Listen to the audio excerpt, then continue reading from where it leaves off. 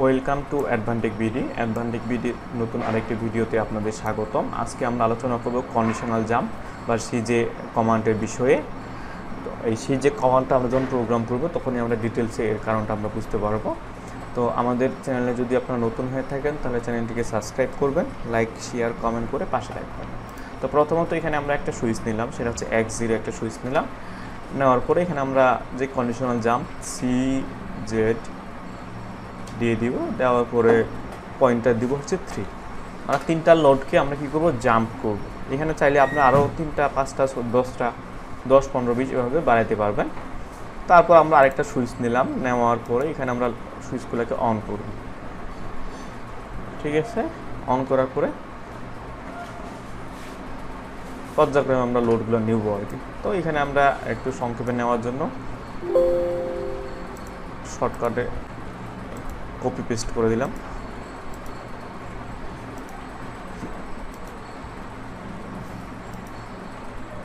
এর অ্যাড্রেসগুলো যদি আমরা এখন চেঞ্জ করে নিই, Y0 থেকে তারপর Y1, এখানে হচ্ছে Y2, এটা হচ্ছে Y3, এটা হচ্ছে Y4,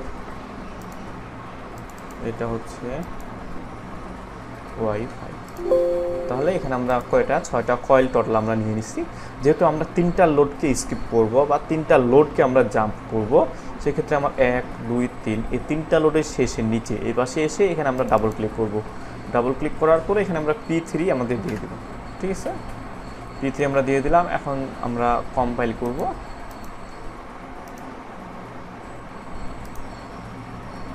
কম্পাইল করার পরে আমরা যদি ক্লোজ করে দিই,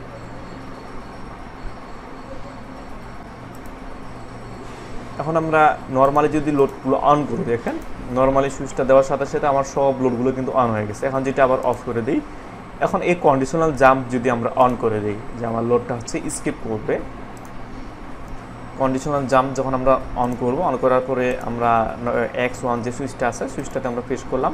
প্রেস করার সাথে সাথে দেখেন প্রথম যে 3টা লোড ছিল 3টা লোড কিন্তু অন হয়নি। ঠিক আছে, 3টা লোড কিন্তু আমার অফ আছে। তাহলে এই সুইচগুলো আমরা অন অফ করতেছি, কিন্তু আমাদের প্রথম 3টা লোড কি জাম্প করে দেওয়া আছে।